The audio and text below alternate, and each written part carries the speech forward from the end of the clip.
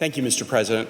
Mr. President, I rise today to talk about a pending legislative matter that we will be discussing later in the day, the American Security Against Foreign Enemies Act of 2015. This is the title of the bill that was passed by the House in November that is now pending before the Senate and we'll be discussing later. I want to talk for a few minutes, but the punchline is as indicated on this board. We're talking about who are America's foreign enemies. This is a bill that deals with Iraqi and Syrian refugees, and I assert that refugees are not our enemy, ISIL is our enemy. And yet, for some strange reason, in the 18th month of a war against ISIL, Congress has been unwilling to debate our real enemy. First, refugees are not our enemies. The refugee crisis with refugees coming from Syria and now Iraq has been called the worst humanitarian crisis since World War II. 4 million Syrians have left their native country because of being exposed to the atrocities of being barrel bombed by Bashar al-Assad and now the atrocities of ISIL and other terrorist organizations. Those 4 million have left to find haven, just as any family would, from this horrible violence. Over 200,000 Syrians have been killed by this violence. Probably the number is now approaching 300,000. In addition to the 4 million Syrian refugees who've left Syria to escape violence, there are an additional 8 million Syrians who have left their homes and been displaced within the country, who could leave the country at any moment as the violence continues. This is who these refugees are: victims of violence, victims of unspeakable atrocity, perpetrated first by the horrible dictator Bashar al-Assad and second by terrorist groups like ISIL. And yet this bill would say these refugees are enemies. They're enemies. There's a story that means an awful lot to me personally, and I hope you'll indulge me. A Jewish man was traveling from Jerusalem down to Jericho, and he was attacked by bandits. They stripped him of his clothes, beat him up, and left him half dead beside the road. By chance, a priest came along, but when he saw the man lying there, he crossed to the other side of the road and passed him by. A temple assistant walked over and looked at him lying there, but he also passed by on the other side. Then a despised Samaritan came along, and when he saw the man, he felt compassion for him. Going over to him, the Samaritan soothed his wounds with olive oil and wine and bandaged them. Then he put the man on his own donkey and took him to an inn where he took care of him. The next day he handed the innkeeper 2 silver coins, telling him, "Take care of this man. If the bill runs higher than this, I'll pay you the next time I'm here." Now, which of these 3 would you say was a neighbor to the man who was attacked by bandits? Jesus asked. The man replied, "The one who showed him mercy." Then Jesus said, "Yes, now go and do the same." This is a story that was written 2,000 years ago, but it's not a story about yesterday. It's a story about every day of human life on this planet. There are beaten up people lying by the side of the road. And the choice that we have to make as individuals or as a society is, do we pass by or do we act as the Good Samaritan did in a compassionate way? In fact, I would argue that the Good Samaritan story actually isn't tough enough. If we call the refugees of the worst humanitarian crisis since World War II our enemies, it's as if we were going over to the bandit and not passing by, but kicking the man who had been beaten and robbed by bandits. Let me move away from Scripture and talk about American values. The Statue of Liberty that stands in New York Harbor is graced with a powerful poem, The New Colossus, written by written by an American poet, Emma Lazarus. Emma Lazarus was a member of a very prominent Jewish family in New York, multi-generational Jewish family. There was a fundraising campaign to build the pediment on which the Statue of Liberty stands in New York Harbor, and the federal government didn't have the money, so the fundraising was done privately. And Emma Lazarus wrote a poem about the Statue of Liberty for a fundraising contest to help raise money, and that's why the statue is there now. And the poem is called The New Colossus. The Colossus references to one of the wonders of the ancient world, the Colossus of Rhodes.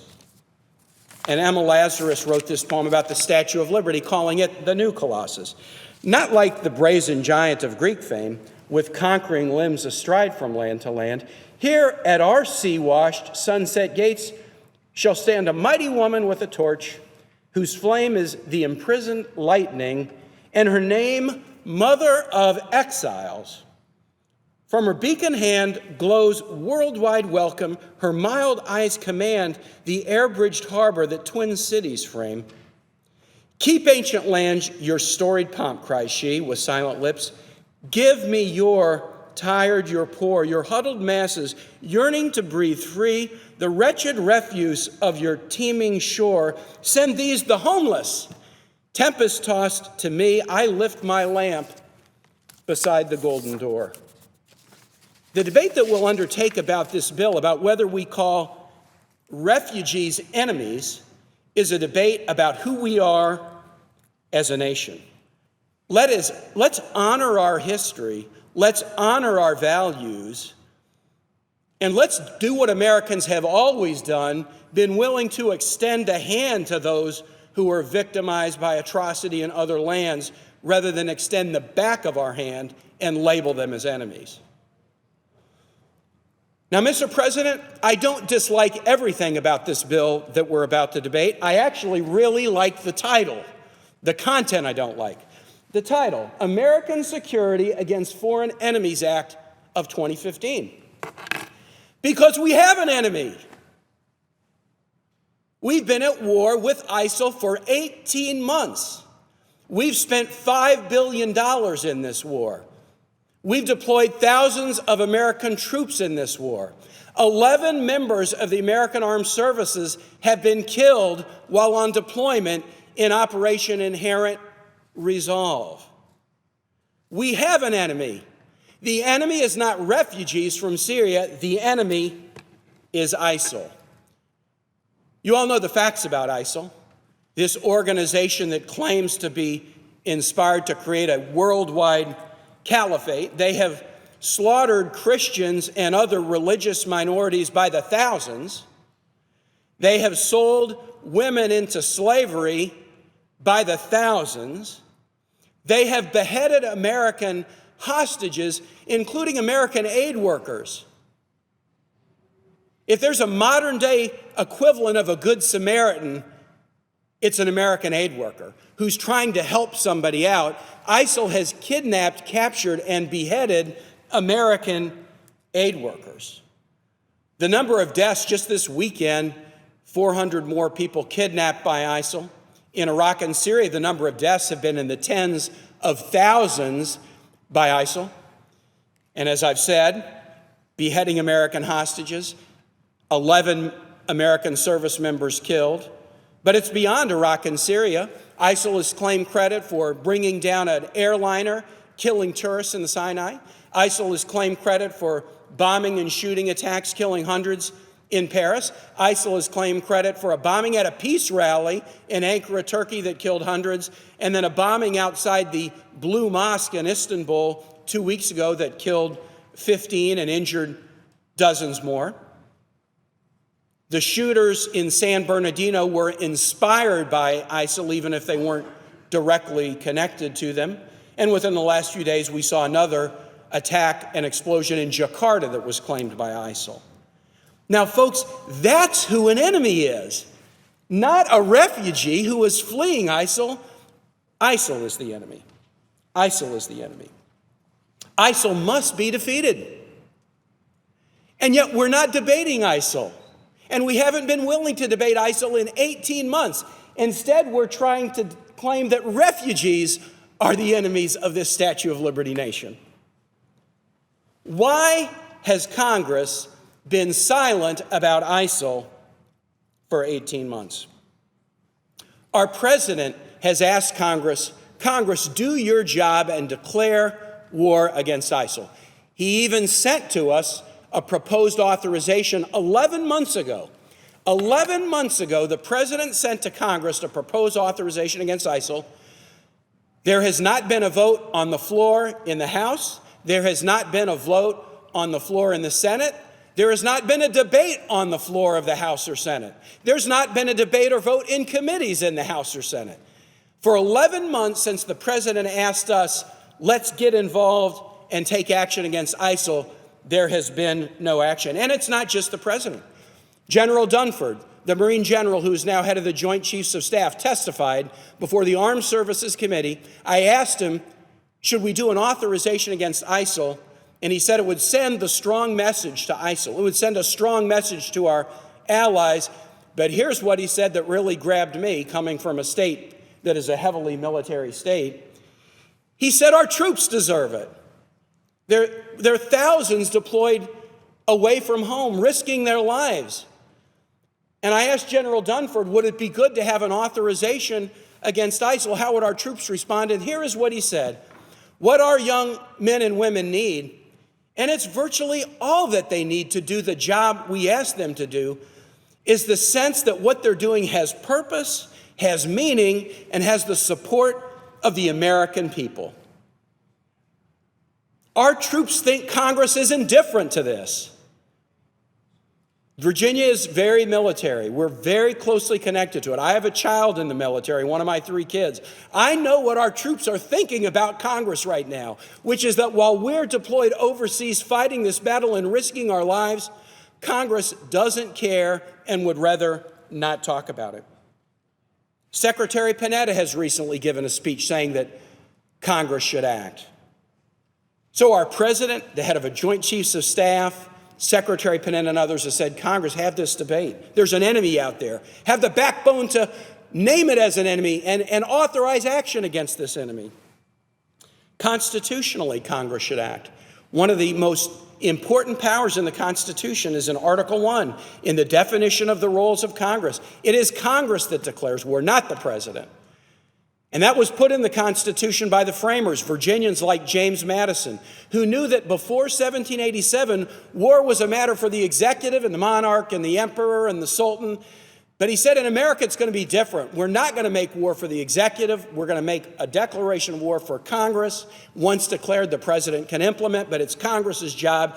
Congress is not doing what the Constitution commands. Imagine if you were one of the family members of one of the 11 service members who've been killed while deployed in Operation Inherent Resolve, killed in combat, killed when your jet is taking off of an aircraft carrier and crashes into the ocean, or otherwise killed during a deployment. You sent your best and brightest as they volunteered to the American military. And then they were sent overseas to fight an enemy that we all agree is an enemy, that we all agree is conducting atrocities. And that pride of your life is killed while serving a country, and yet Congress won't even have a debate. Won't even have a debate about whether ISIL is an enemy and whether we should declare war against ISIL, and instead wants to have a debate about whether refugees from ISIL should be called our enemies. Imagine how you would feel if you were one of those families and Congress was unwilling to even dignify the loss of your loved one by 2 minutes of debate or vote on the floor of either the Senate or the House. David Ignatius wrote a piece yesterday in the Washington Post, "The Ugly Truth, Defeating the Islamic State Will Take Decades." And the last line of the piece of his article says this: "The next president is going to inherit an expanding war against a global terrorist adversary. The debate about how to best fight this enemy hasn't even begun." After 18 months, after deaths of American troops, after all these atrocities, after bombings in cities all over the world, the debate hasn't even begun because we refuse to have it in this chamber. Why has Congress, as I conclude, why has Congress been silent about this since we began military action against ISIL on August 8th of 2014? We will hit the 18-month anniversary in a couple weeks in February. I got a lot of criticisms of the administration's strategy. I think they waited too long to send the authorization to us. I don't think the authorization is particularly well drafted, but that's no obstacle to us acting. Presidents send authorizations frequently and Congress redrafts them. So I'm not light on criticism for the administration, but I'm asking this question in this chamber where I am a member, and so my question is actually critical, but it's also self-critical. Why has Congress been silent in the 18-month battle against ISIL? It's because of fear. Fear of, not ISIL, fear of accountability. A war vote is hard. It's the hardest vote we will ever cast, and it should be. And it should be. How much easier is it to criticize the president and say, we don't like your strategy? You're doing it wrong. How come you don't do more airstrikes here or put more boots on the ground there? That is much easier for Congress to do than to actually have a debate about ISIL and craft a strategy and then say, we, members of Congress, individually are putting our names on this. Members of Congress have been looking actively to avoid a vote on this for 18 months because a war vote is tough. Under the best of circumstances, there's going to be consequences that will be painful and tragic. There will be American lives lost. And that's under the best of circumstances. War isn't always fought under the best of circumstances. There will be surprises. There will be twists and turns. We'll go down a path like trying to train and equip a moderate Syrian opposition and find that we've invested in that and it doesn't work out the way we hope. And so people, I think, in Congress, both houses, both parties, have had a sense that, well, maybe if we don't vote and we just kind of criticize the president and we just kind of turn our eye while we're essentially forcing people to risk their lives in a war that we're not willing to declare, people won't hold us accountable. I've seen that tendency throughout my 21 years in elected service when a tough vote is on the table, when something is hard and complicated, and this certainly is. If I can avoid it, well, I'd like to avoid it. But that is so disrespectful to the oath that we took, where we pledged to live up to the laws, including the Article 1 responsibilities of Congress. It is so disrespectful to the volunteer military who is deployed overseas, risking their lives, and the families of those who've already lost their lives. And after all, what is our fear of a tough vote in the grand scheme of things as against the sacrifice that our troops are making overseas? Now, that's something that's really hard. Having to cast a tough vote, it's not that hard. It's not that hard. We can do this. We can do this. The only action that's been taken since this war started 18 months ago was on a bill I introduced, an authorization for military force against ISIL. I introduced it in September of 2014, 1 month after the war started. It got a vote in the Senate Foreign Relations Committee, a 10-8 vote. Sadly, it was a partisan vote. It was right at the end of the previous Congress, and it expired with no action. And a number of those who voted against it said, look, the majority's about to change, so why do this now with 2 weeks left in the session? When the majority changes, we can take it up. Some said, the president hasn't even sent us a draft authorization yet. It's premature to do it. Well, now we have the president's draft authorization. We've had it for 11 months and done nothing. Now we've seen, and there can be no doubt at this point of the evil nature of this threat that we face and the expanding and complicating nature of this threat that we face. Now is the time, finally, for Congress to step up to our responsibility and do our job. I've used a couple of literary references, and so let me close with one. A great poet, Irish poet, I'm biased, William Butler Yeats, wrote a poem at the end of World War I. He surveyed the wreckage of World War I about 100 years ago. And World War I, in a lot of historians' views, was kind of one of the most kind of needless wars in some ways. It was unclear what it was about, but what it was really about was decaying monarchies that wouldn't change, and instead of changing, they led a terrorist action and the assassination of a nobleman, a leader in the Balkans, trigger the start of World War I. And it was mechanized slaughter, and millions lost their lives. And the U.S. came in and played a very important role in sort of, at the end of the day, kind of being the peacemaker that had to come in to resolve it. And Yeats wrote a poem after World War I surveying this wreckage of these societies called The Second Coming.